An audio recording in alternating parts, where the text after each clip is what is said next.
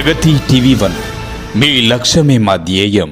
నింపరాతి గుట్టలకు సంబంధించి ఆ భూములన్నీ కూడా అన్యాక్రాంతం అవుతున్నాయి. అవి అటవీ భూములు, రెవెన్యూ భూములు అనే విషయంలో ఒక సందిగ్ధం నెలకొన్న పరిస్థితుల్లో మనం అక్కడికి వెళ్ళి అక్కడి గ్రామస్తులతో కూడా మాట్లాడించిన సందర్భం ఏది ఏమైనప్పటికీ ఆ అటవీ భూములైనా రెవెన్యూ భూములైనా ఆ గుట్టకు సంబంధించిన ప్రాంతాన్నంతటినీ ఆ భూములన్నింటినీ కాపాడాలన్నటువంటి అక్కడ ప్రకృతిని జీవజాతులన్నింటినీ కాపాడాలన్నటువంటి ఒక అంశం అయితే అక్కడి గ్రామస్తుల ద్వారా అక్కడి ప్రజల ద్వారా తెలుస్తూ ఉంది. దీనికి సంబంధించి మనతో పాటు మాట్లాడడానికి డిప్యూటీ మాజీ సీఎం రాజయ్య గారు దేవునికి సంబంధించి ఒక వివాదం అయితే చాలా ఏళ్ల తర్వాత తెర మీదకి వచ్చింది. 1921లోనే ఆ భూములన్నింటినీ అటవీ భూములుగా తీర్చామని అక్కడ గ్రామస్తులు చెప్తా ఉన్నారు. ఈ విషయంలో రాజకీయ దుమారం కూడా రేగిన క్రమంలో మీరేం చెప్తారు?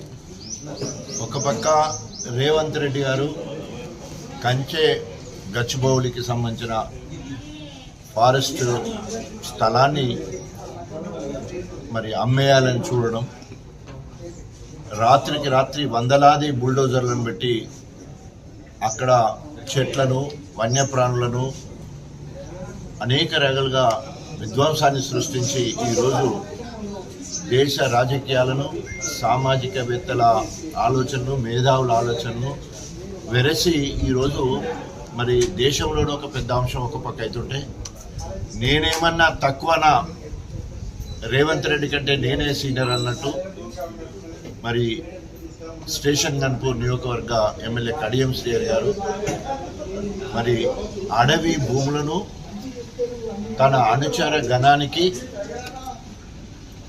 స్వయంగా కలెక్టర్ గారిని పంపించి రెవెన్యూ అధికారులు, పోలీస్ అధికారుల సమక్షంలో 1967లోనే రిజర్వ్ ఫారెస్ట్గా గుర్తింపబడ్డ 3,945 ఎకరాల స్థలం లోపలికి, కందకానికి ట్రెంచ్కి లోపలికి మరి 2 కిలోమీటర్ల వరకు రోడ్డు తీసి ఆ రోడ్డుకు సహకరించని రైతులను బెదిరించే కార్యక్రమం కూడా కడియం శ్రేయరి గారి అనుచరులు చేయడం జరిగింది.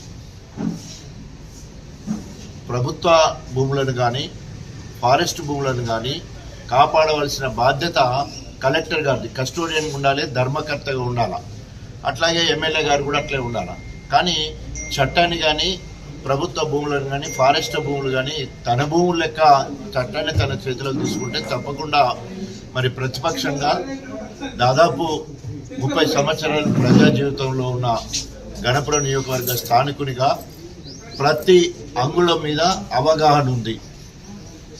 పర్వతగిరి నుంచి వెళ్ళొచ్చినావు, దేవునూరుతో నీకేం పని? నీ తాత తండ్రులు అక్కడ ఏమన్నా వ్యవసాయం చేశారా? అదేవిధంగా ముప్పారం నీకేం అవసరం? మరి అక్కడేమన్నా నీ పురుగులు సంపాదించిన భూములు ఏమన్నా ఉన్నాయా? నువ్వు బినామీ పేర్లతోటి భూములను అగ్గుదారకు తీసుకొని తిష్ట వేయాలనే ఉద్దేశంతో నీ అనుచరులకు సహకరిస్తూ బినామీ పేర్లతో ఇప్పటికే దేవునూరులో నిర్దిష్టంగా చెప్తున్నాం, దేవునూరులో నీ అనుచరుల